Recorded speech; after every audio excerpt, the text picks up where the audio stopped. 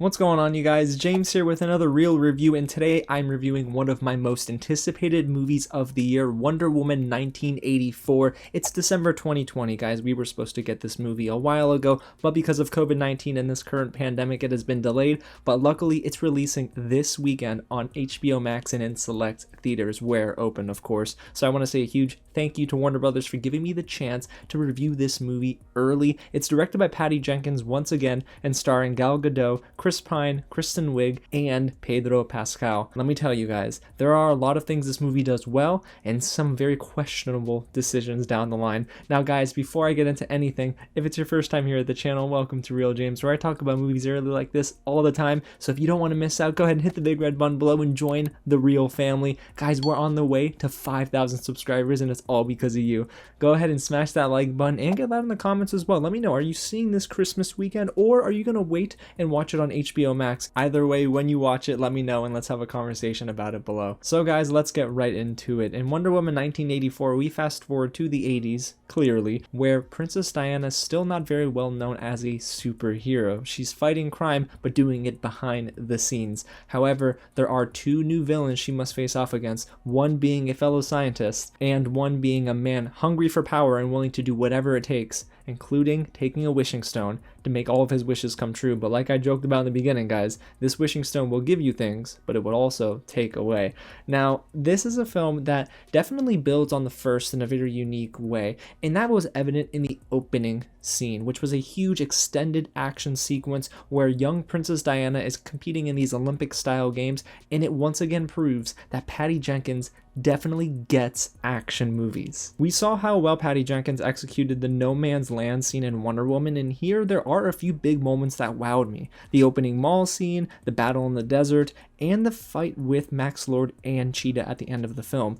There's also plenty of vibrant colors here that made me just so happy, because I don't know why I love when filmmakers can play with colors like this, and the color correction in this film is absolutely amazing. I really did enjoy how Patty Jenkins said, we're going to take what made the first so good in the aesthetics department and compound that here in the sequel. It just looked so good. But outside of how the movie looks, guys, I was blown away by Gal Gadot and Pedro Pascal, who are absolutely the standouts here. Gal Gadot is Wonder Woman. Not only does she embody the character so well, but guys, she provides inspirational lines of dialogue. She is an icon for so many young women out there, and I love the fact that they continue that trend here in the sequel. This movie also shows us Wonder Woman at her most vulnerable, and I thought that was a great angle throughout the course of the film. Oh, and Gal Gadot, girl, you were killing it in the Asteria armor. Oh my goodness gracious, it looked so darn clean, you know what I mean? Yeah, it was gold, it was shiny, but the way she was commanding in that scene, I won't tell you when the scene comes, but it was so awesome, and it was a pleasant surprise. Then there's the man, Pedro Pascal. No, he's not playing Din Djarin, but he's playing Max Lord, who was a breath of fresh air for this franchise. 2017's Wonder Woman had a big issue in the third act, and overall with its antagonists. The villains were not convincing,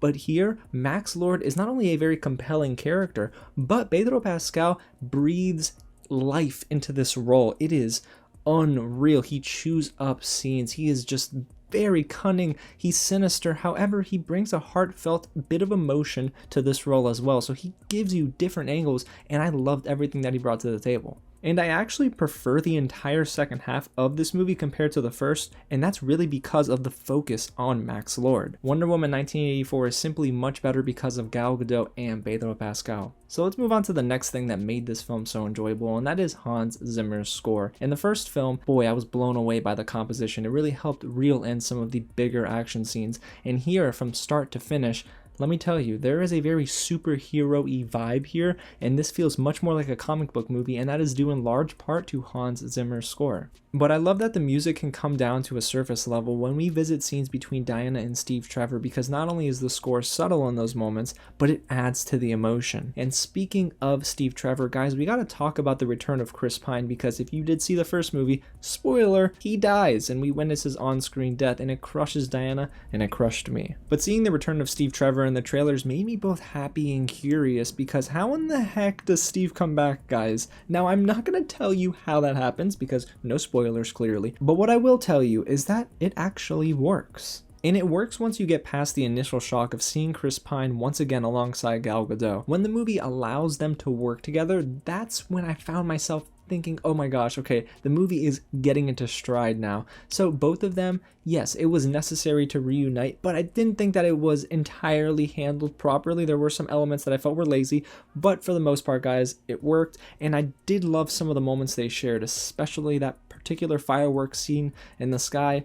Man, that tugged at my heartstrings, guys, okay? And if we didn't get Steve Trevor's return, I don't think we get Princess Diana in her most vulnerable state. So with all that being said, it looks good. There are some great performances here, and the action scenes are much bigger, and when they get smaller, boy, the emotion just really hits home. But there are a couple of elements here about Wonder Woman 1984 that didn't allow me to love this movie. So let's start right at the top with what didn't work, and that is the writing. I was really interested to see how they would handle all three storylines, because having three storylines in one movie can be a lot. I mean, you have Princess Diana with Steve Trevor, Max Lord versus the world, and Cheetah versus Wonder Woman. So for the movie being as long as it is, I understand because they had to kind of flesh out everything, but did they do it successfully? And the answer is no. Unfortunately, the movie never finds the right balance between all of these stories, and I found that the film was stronger when it focused on Diana and Max Lord, not Cheetah. And that's a shame because I really do enjoy Kristen Wiig as an actress, but they really did mishandle her as Cheetah in this film. She was fed some very generic dialogue and typical tropes that we're so used to seeing with any antagonist in any film. I also wasn't convinced with how they developed the character of Barbara Minerva before she became Cheetah, because the movie is trying to give you, especially in the first act, a sense of Diana and Barbara's friendship. But to be honest, guys, they rushed through that entirely and I did not buy any of it. It felt a little lazy, and what I didn't like was that it didn't give enough impact for me in that third act for me to say, oh my gosh, they were once friends and now they're fighting. That never really was executed well, and honestly, that's where the film probably could have been trimmed down a little bit, because the 2.5 hour runtime is not awful, but it's a little long. And when it comes to Cheetah's CGI, guys, I think it looked better here than the DC Fandom trailer, but when Cheetah is in motion, I'm sorry, it looks muddy and it does look dull. When she stands still, I'm like, yo, she looks good. But everything outside of that, especially in their final fight, I think there might be a reason why it was a little bit darker in that scene. The CGI didn't look too great. There's also a huge narrative problem with this movie, and the wishing stone is at the center of it all. The stone is an ancient artifact from the gods, and if fallen into the wrong hands, it can be very destructive. Pinch me if you've heard that before. But the thing is, this is simply a plot device to move the story forward, and it felt, again, lazy. For as grounded as the first film was, showing us just how layered Wonder Woman is as a character, I felt like this sequel had more moments where it was shallow and it lacked a lot of the heart and soul that we got in that first film, and that's really disappointing. So you might be thinking, boy, he hates this film. Well, that is not true, guys. Overall, I liked Wonder Woman 1984. Gal Gadot, Pedro Pascal, and Chris Pine were so great to see on screen, and they did deliver some emotional performances. The action here is bigger than the first, and no, there is no man's land scene here, but I think that overall the action was better, and it gives me no reason to not trust Patty Jenkins with any movie. I'm also a very big fan of the angle they took with Princess Diana, making her not only vulnerable,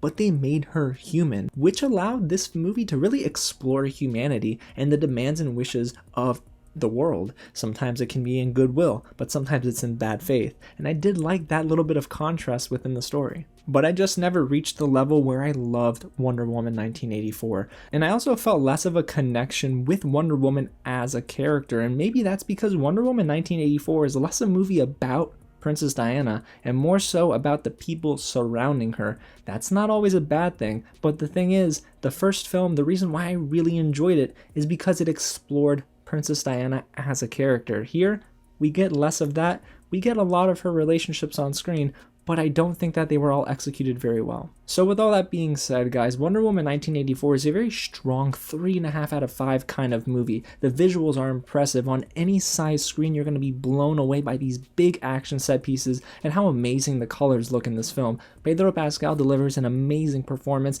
and yes, Gal Gadot is still owning this role.